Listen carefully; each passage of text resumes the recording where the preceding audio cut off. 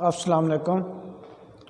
Subject ET 353 میں ہم chapter number 8 کا بقیہ حصہ پڑھیں گے۔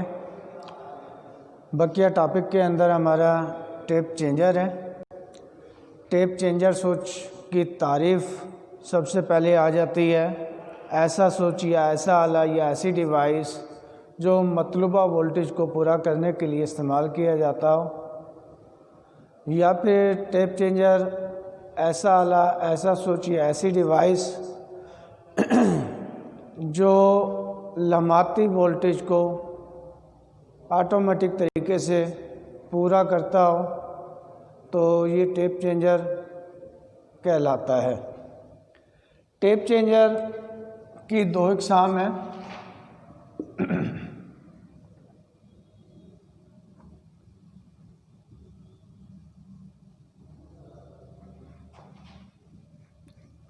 Number 1 off load,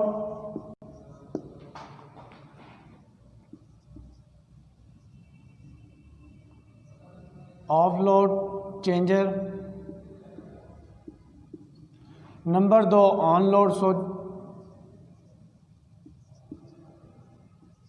changer.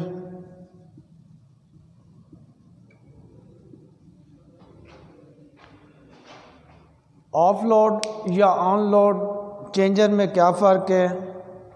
Off load changer جب بھی کسی بھی ٹرانسفارمر کے وولٹیج کو تبدیل کرنے ہوں تو اس میں تمام لوڈ کو آف کروانا ضروری ہوتا ہے، یا آف لوڈ سے مراد ایسا چینجر جس میں تمام لوڈ کو آف کروا کر اس کے وولٹیج کو تبدیل کیا جا سکتا ہو، آف لوڈ ٹیپ چینجر کہلاتا ہے۔ اور آن لوڈ چینجر کے اندر کیا فرق ہے؟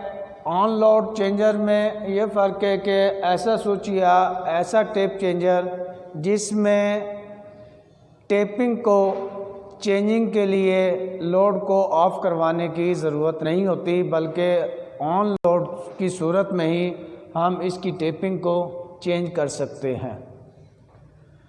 یہ چینج اوور یا چینجر آف لوڈ یا آن لوڈ چینجر کہاں پر لگا ہوتا ہے؟ ٹرانسفارمر کی سیکنڈری وائنڈنگ پر لگا ہوتا ہے، چاہے وہ ہمارا اسٹیپ ڈاؤن ٹرانسفارمر ہے، چاہے وہ اسٹیپ اپ ٹرانسفارمر ہے۔ دونوں صورتوں میں ہمارا یہ ٹیپ چینجر ہمیشہ سیکنڈری وائنڈنگ پر ہی استعمال کیا جاتا ہے۔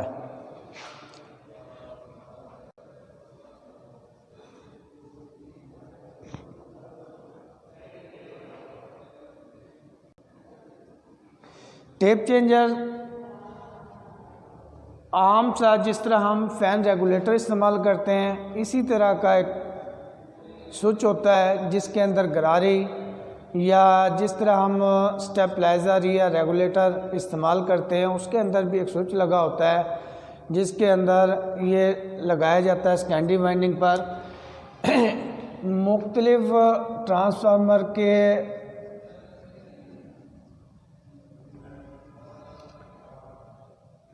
یہ ہماری پرائمری وائنڈنگ ہے۔ جیسا کہ میں نے کہا ہے کہ سیکنڈری وائنڈنگ پر مختلف ٹیپنگ نکالی جاتی ہے،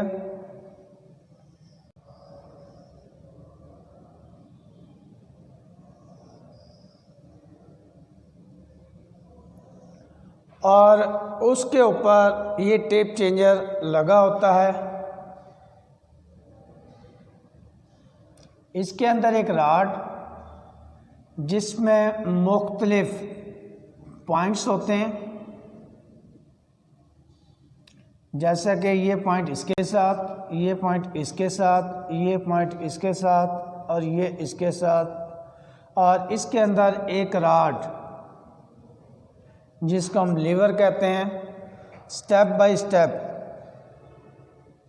جس پوائنٹ کے ساتھ لگا ہوتا ہے یہیں سے ہمیں آؤٹ پٹ مل رہی ہوتی ہے۔ تو ٹیپ چینجنگ یعنی کہ وولٹیج کو، لمحاتی وولٹیج کو پورا کرنے کے لیے یا مطلوبہ وولٹیج کو پورا کرنے کے لیے استعمال کیا جاتا ہے اور سیکنڈری وائنڈنگ پر ہی استعمال کیا جاتا ہے۔ دوسرا اس ٹاپک کے اندر ہمارا ٹرانسفارمر کو کھولنے کا طریقہ ہے۔ ٹرانسفارمر کو کھولنے کے طریقے کے اندر ہم پڑھیں گے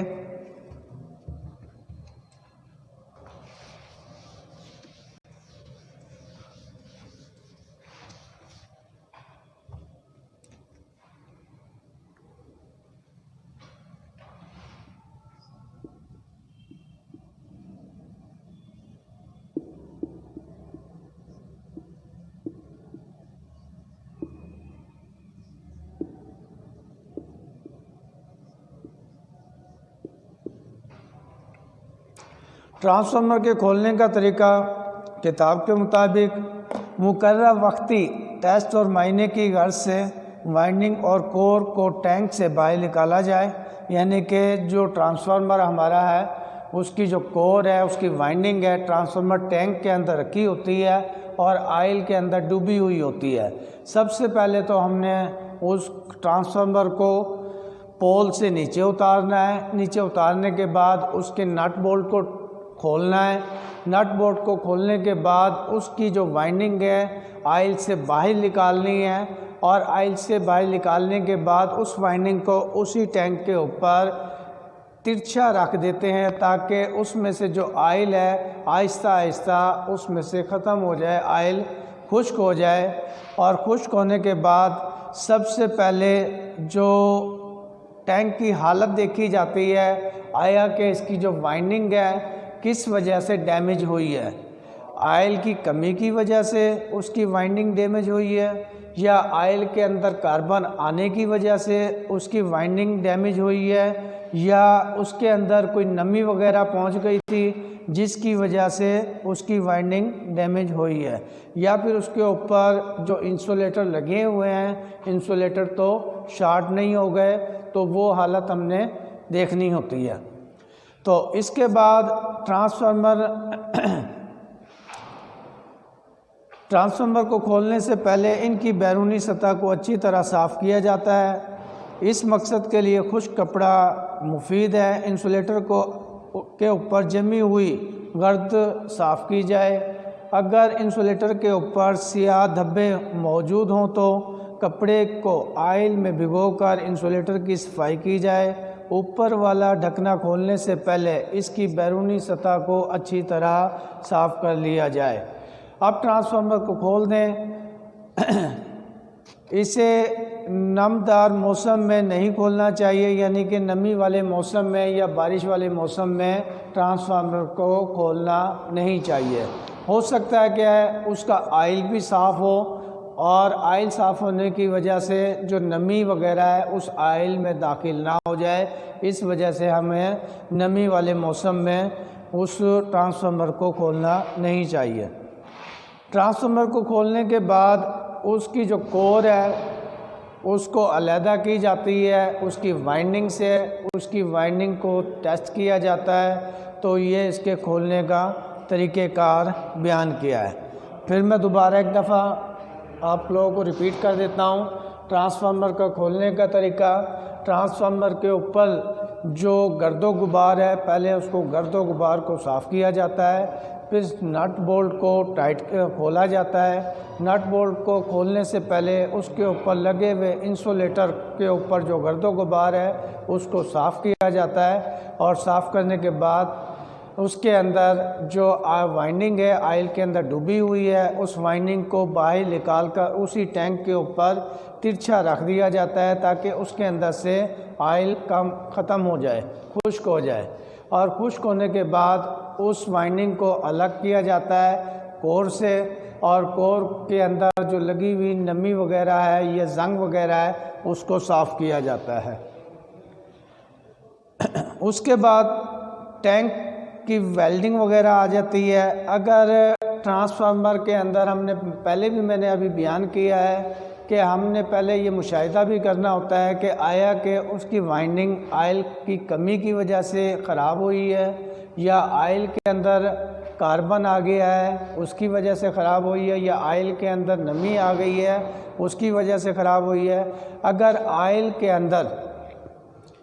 کمی تھی اس وائنڈنگ ٹینک کے اندر، تو اس ٹینک کو ہم ویلڈ کرتے ہیں. پہلے ہم اس کو خالی کرتے ہیں ٹینک کی.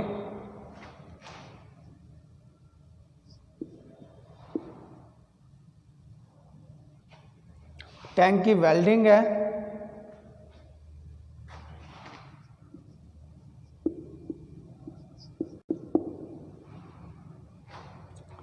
تو ٹینک کی ویلڈنگ کے اندر سب سے پہلے ہم کیا کرتے ہیں، اس ٹینک سے آئل کو خالی کر لیتے ہیں، یعنی کہ آئل کو نکال دیتے ہیں. آئل کو نکالنے کے بعد اس کے اندر لیکیج کو تلاش کرتے ہیں. لیکیج کو تلاش کرنے کے بعد جو ویلڈنگ وغیرہ ہے اس کو ہم کرتے ہیں.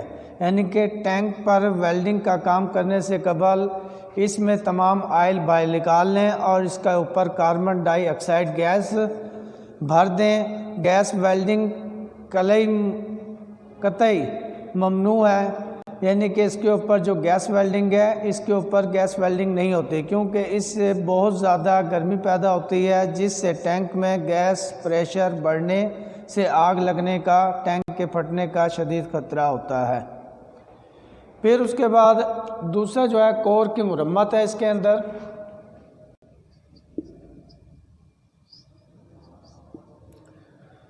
کور کی مرمت کیا ہے؟ کور کی مرمت اس وقت کی جاتی ہے جب کور جزوی یا مکمل طور پر آپس میں شارٹ ہو چکی ہوں. عموماً وقت گزرنے کے ساتھ ساتھ یا غیر معمولی حرارت کی وجہ سے پرتیں آپس میں شارٹ ہو جاتی ہیں. یعنی کہ جو وائنڈنگ ہے اگر اس کی خراب ہو گئی ہے، وائنڈنگ خراب ہونے سے ہم اس کی وائنڈنگ کو اتار لیتے ہیں، کور کی پتریوں کو علیحدہ کر لیتے ہیں. اور اگر مرمت کی ضرورت ہوتی ہے، مرمت کی اس وقت ضرورت ہوتی ہے جب شارٹ فالٹ ہو جائے، یعنی کہ شارٹ سرکٹ ہو جائے. اس کی جو کور ہے جس کے اوپر وائنڈنگ لپیٹی ہوئی تھی وہ کور آپس میں ویلڈ ہو جائیں، جڑ جائیں، اس صورت میں مرمت کی جاتی ہے. یا تو ہم اس پر کور کی پتریوں کو تبدیل کر دیتے ہیں یا پھر اس کے اوپر ہلکا سے ریگمال لگا کر یا فائل کی مدد سے اس کے اوپر جو سپارکنگ پیدا ہو گئی تھی اس کو صاف کیا جاتا ہے، اس کی پرتوں کو. اگر اس کی کور کی مرمت نہ کی جائے تو کور لاسز بڑھ جاتے ہیں. اس کے اندر نقصان کیا ہوتا ہے؟ کور کی مرمت نہ کی جائے تو کور کے لاسز بڑھ جاتے ہیں، جس کو ہم کہتے ہیں ایڈی کرنٹ لاسز. ایڈی کرنٹ لاسز وہ ہوتے ہیں جو اپنے ہی پیدا کردہ سورس کی مخالفت کرتے ہیں. اس کے بعد آ جاتا ہے اگلا مرحلہ انسولیٹروں کی مرمت.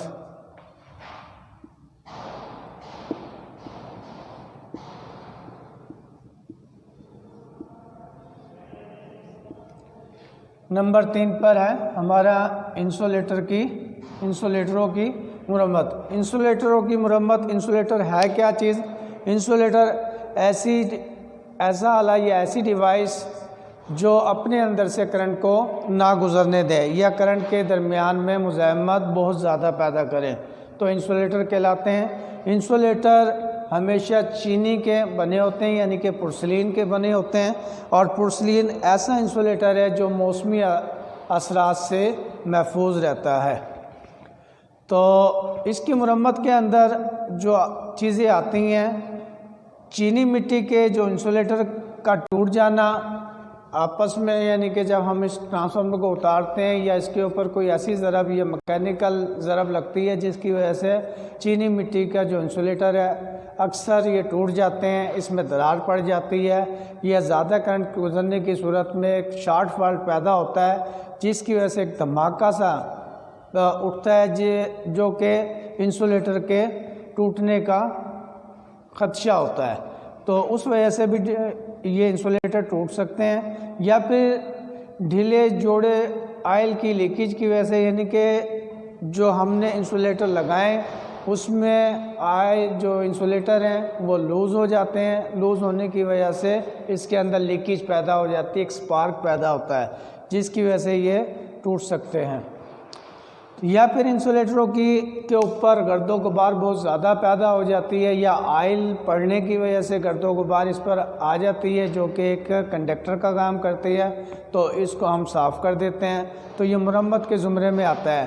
یا تو انسولیٹر ٹوٹ سکتے ہیں یا پھر لوز ہو سکتے ہیں یا پھر ان کے اوپر گرد و غبار آ سکتا ہے، یہ مرمت کے زمرے میں ہے، تو اس کو یا تو ہم صاف کر دیتے ہیں یا پھر ہم اس کو تبدیل کرنا پڑتا ہے اگر ٹوٹ گیا ہے تو یہاں پر کتاب کے مطابق وہ یہی کہتا ہے انسولیٹر کی صاف سطح پر دراڑیں پڑ جانا، اس پر کئی پالش کا اتر جانا یا نقص کے دوران یعنی کہ مرمت کے دوران بے احتیاطی کی وجہ سے ٹوٹ جانا، تو یہ تمام چیزیں اس کے اندر موجود ہوتی ہیں۔ اگر کوئی انسولیٹر بری طرح ٹوٹ گیا ہو تو اسے تبدیل کر دینا چاہیے۔ معمولی مرمت کے دوران اگر وہ تھوڑا بہت یعنی کہ اس کے اوپر جو کلر وغیرہ ہے یہ ختم ہو گیا ہو تو اس کے اوپر کلر کر دینا چاہیے۔ پھر اس کے اندر آ جاتا ہے اگلا پوائنٹ وائنڈنگ کی مرمت۔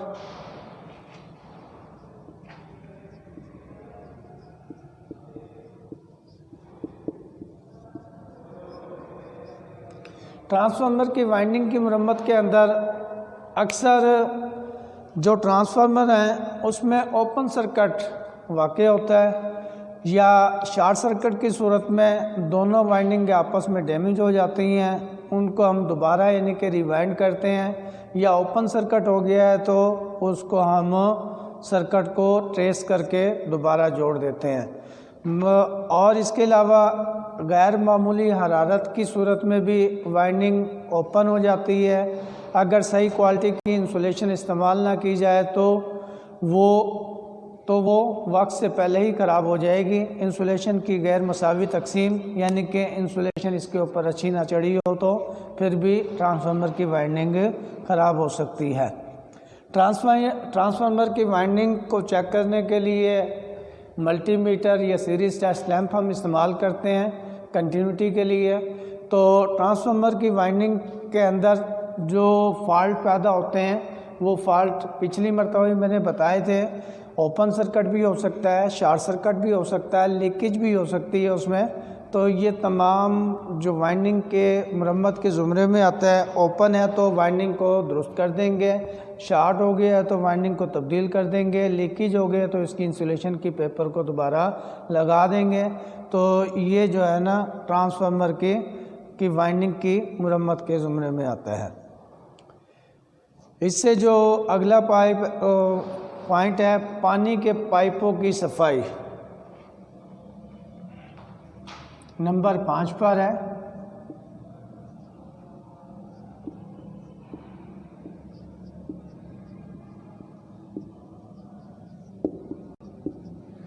جو اس کے بیرونی حصے اوپر یعنی کہ ٹینک کے جو بیرونی حصہ ہوتا ہے اس کو ہم کہتے ہیں ریڈیٹر، اور ریڈیٹر کے اندر جو سرکولیٹ کر رہا ہوتا ہے آئل سرکولیٹ کر رہا ہوتا ہے، اور اس پائپوں کی جو صفائی کا جو عمل ہے ٹرانسفارمر کو ٹھنڈا رکھنے کے لیے اس کے اوپر ایک اور پائپوں کا جو جال بچھایا جاتا ہے اس کے اندر پانی سرکولیٹ کر رہا ہوتا ہے۔ تو ٹرانسفارمر کو ٹھنڈا کرنے والے پانی کے پائپوں کا بڑی احتیاط سے معائنہ کیا جاتا ہے، خصوصی یعنی کہ پانی کے بہاؤ کا پریشر چیک کیا جاتا ہے، اگر پریشر صحیح نہ ہو تو معلوم کر کے اس کا تدارک کیا جاتا ہے، یعنی کہ پائپوں کے اندر اکثر پانی ایسا ہوتا ہے کہ کافی دن تک رک جائے تو اس میں زنگ وغیرہ آ جاتا ہے جس کی وجہ سے پانی کے بہاؤ میں رکاوٹ یعنی کہ پریشر میں رکاوٹ کا باعث بنتا ہے۔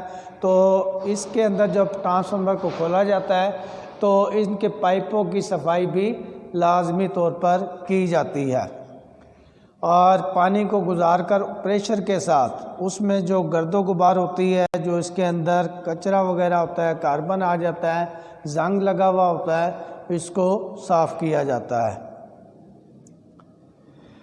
تو یہ جو مرمت ٹرانسفارمر کی مرمت کے اندر پانی کے پائپوں کی صفائی بھی آ جاتی ہے۔ ٹرانسفارمر آئل کی خصوصاً یعنی کہ اس کی ترجیح دیا جاتا ہے ٹرانسفارمر کی آئل پر زیادہ۔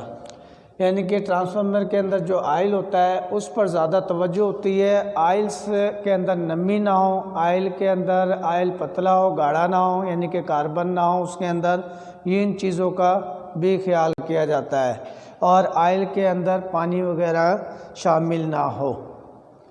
تو یہ چیزیں ٹرانسفارمر کے اندر آ جاتی ہیں۔ اس کے علاوہ آن لوڈ اور آف لوڈ ٹیپ چینجر کے نقائص وغیرہ بھی ہم نے پڑھنے تھے۔ تو آن لوڈ یا آف لوڈ ٹیپ چینجر میں جو نقائص سب سے زیادہ پائے جاتے ہیں، اکثر جو ہم چینجنگ کے دوران اس کے لیور کو گھماتے ہیں، جو اس کے کنٹیکٹس کو ملاتے ہیں، اس کے اندر اکثر یہ پوائنٹ گھس جاتے ہیں۔ تو نقائص کے اندر ہے کنٹیکٹس کا گھس کر سائز میں چھوٹا ہو جانا، تو کنٹیکٹس کے درمیان گھساؤ اجازت شدہ حد سے زیادہ ہے، یعنی کہ کنٹیکٹس تبدیل کر دیے جائیں یا اس کے اوپر جو پالش وغیرہ ہے اس کو دوبارہ بحال کر دی جائے۔ اس کے علاوہ کیا ہے، جب ہم لیور کو مکینیکلی طور پر گھماتے ہیں، مینولی طور پر، تو اکثر یہ لیور صحیح طرح پریس نہیں ہوتے، کام نہیں کرتے، بہت زیادہ ٹائٹ ہو جاتے ہیں، اس وجہ سے بھی اس کے اندر نقائص پائے جاتے ہیں۔ وہ نقائص ہمارا مکینیکلی طور پر ہوتا ہے، جو گراری کا یعنی کہ سسٹم ہوتا ہے، گیئر میکانزم جسے ہم کہتے ہیں۔ تو گیئر میکانزم کے اندر کیا ہوگا کہ لیور، ٹیپ چینجر کا لیور صحیح طرح کام نہیں کرتا یا بہت زیادہ ہارڈ ہے۔ اس صورت میں کیا ہوگا کہ اس کے اندر گریس کم ہوگی یا گراری گھس گئی ہوگی، تو یہ گراری کو دوبارہ تبدیل کر دیا جائے، یا پھر ہم آٹومیٹک اس کو استعمال کریں ٹیپ چینجر کو، تو اس صورت میں الیکٹریکل فالٹ آ سکتا ہے، ہو سکتا ہے کہ خود بخود ہی وہ آپریٹ نہ کر رہا ہو، یا وولٹیج کی کمی کی صورت میں وہ تبدیل نہ کر رہا ہو وولٹیج کو، تو پھر اس میں نقائص آ سکتا ہے۔ الیکٹریکل کنٹرول سرکٹ میں نقائص، کنٹرول سرکٹ کے ٹرمینل کنیکشن کا ڈھیلا ہونا یا لوز ہونا، کنیکٹ کا اوپن یا کلوز ہونا، یا کنٹرول کرنے والے آلات میں نقص ہونا، تو یہ چیزیں آ سکتی ہیں الیکٹریکل نقائص کے اندر۔ اس کے علاوہ کنٹیکٹ کا لوز ہو جانا، آن لوڈ پر ٹیپ چینجر کی صورت میں کنٹیکٹس کا آرک پیدا کرنا، تو یہ جب بھی آرک پیدا ہوگا تو اس سے مراد ہے کہ اس کے درمیان میں جو کنٹیکٹس ہیں وہ لوز ہیں، تو اس کو ٹائٹ کر دیں، یا کنٹیکٹس گھس گئے ہیں تو اس کو فل اپ کر دیں۔ تو یہ ٹیپ چینجر کے اندر نقائص پائے جاتے ہیں۔ تو یہ تو ہمارا چیپٹر نمبر 8 کا آخری یعنی کہ ٹاپک تھا۔ انشاءاللہ اگلی مرتبہ ہم پڑھیں گے چیپٹر نمبر 9، اور چیپٹر نمبر 9 کے اندر گھریلو ہمارے جو آلات ہیں جو ہم استعمال کرتے ہیں، جیسے استری ہے، واشنگ مشین ہے، سیلنگ فین ہے اور ایگزاسٹ فین ہے، یہ چیزیں ہم نے پڑھنی ہیں، اس کی ریپیئرنگ اور آپریٹنگ کا طریقہ ہم نے رابط کرنا ہے۔